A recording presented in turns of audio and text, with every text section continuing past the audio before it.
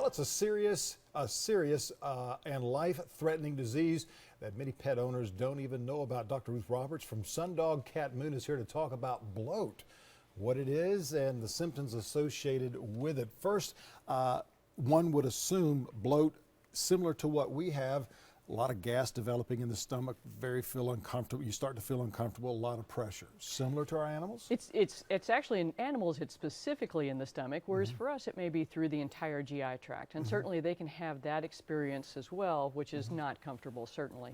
But bloat is life-threatening because the stomach becomes so distended with air, sometimes gas, things of that nature. And you can see from the pictures, there's a stomach that's sort of filled up with air, and the real danger is not so much the bloating, but the twisting or volvulus that can happen afterwards, and that becomes an immediately life-threatening situation. What are the symptoms in our mainly with dogs or dogs and cats? Mostly dogs. Mostly but, dogs. I can't think of a cat I've seen that's bloated, but I'm sure there's somebody out there. And we'll get into Yes. what series of dogs Right. are most acceptable to this. But, Right. yeah. So the symptoms are retching, vomiting with no production, severe drooling, panting, pacing, things of that nature, things that would indicate discomfort or severe pain for a pet. And also, most remarkably, the abdomen looks terribly distended. And literally what's happened is the stomach has become so full of air that it's pushing against the rest of the organs in the abdomen. Well, very uncomfortable for our little friends. Pretty miserable stuff, Yeah. yes. We've got a picture there of a dog that, is that a Doberman? It's probably a Great Dane because that's the Okay. most commonly affected breed. Excuse me, Great Dane. Yeah, That's what but you can see that this poor dog's abdomen is terribly distended right after its rib cage, and you can see that this guy is not feeling good.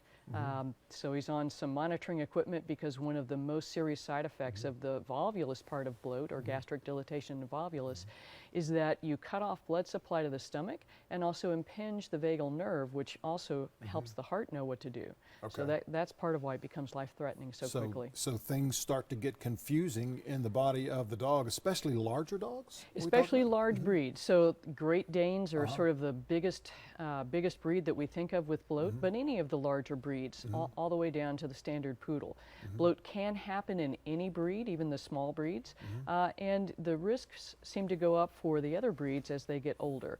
In the large breeds, it can happen sort of any time, but generally we seem to see it somewhere between 4 and 12 years of age. When this happens, what do you do? And then we'll get into how we can actually prevent it. Right, so the most important thing is that if you think your dog is bloating is to drop everything and run either to the emergency clinic or to your veterinarian. Because this disease is very difficult to treat and often requires a critical care stay, it's often best to head directly to an emergency facility that has advanced monitoring capabilities.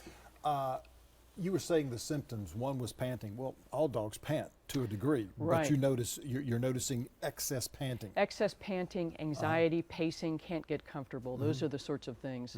Yes. So they'd lay down and just continue to squirm around trying to find that soft spot. Might or start to get back up and pace around. They just can't, it's one of those situations where they just cannot get comfortable and can't get in a position that's easy for them. How do we treat this? So there's, when it's happening, again, it's a life-threatening situation, and that requires intervention by a veterinarian. Often with a volvulus or twist of the stomach, it requires surgery. Okay. And there is a good number of these guys that do not make it through the surgery because it affects so many organs so quickly. Most importantly, how do we prevent it now? So, but before we ever get there, yes. That's what you're always looking for. That's kind of what we're looking for. So part of it is making sure to feed, if you're feeding dry food, don't let the dog tank up on water. There's been a lot of discussion about whether to elevate the food or not. There's not a great deal that's been 100% effective. For the breeds that tend to be affected, we do recommend considering a gastropexy, which is literally a surgery wherein the stomach is tacked to the inside of the rib cage so that the dog may still bloat, that stomach may fill up with air, but it can't twist and create that serious life-threatening situation. Right. Okay. So you could still treat the bloating without having that twisting effect, which is a lot better for the dog. Exactly. Yeah. And then you may require some time at the emergency clinic. Often things like Gas X, interestingly, will help resolve the bloat, but that's a much less serious condition. Yeah, Sundog Cat Moon. always ahead of everybody's time with taking care of our pets. We appreciate it, Dr. Ruth. Thank you, Tom. Thank you so very much. All right, we're turning it over now to Erin for Trial Tuesday. It's Trial Tuesday with attorney David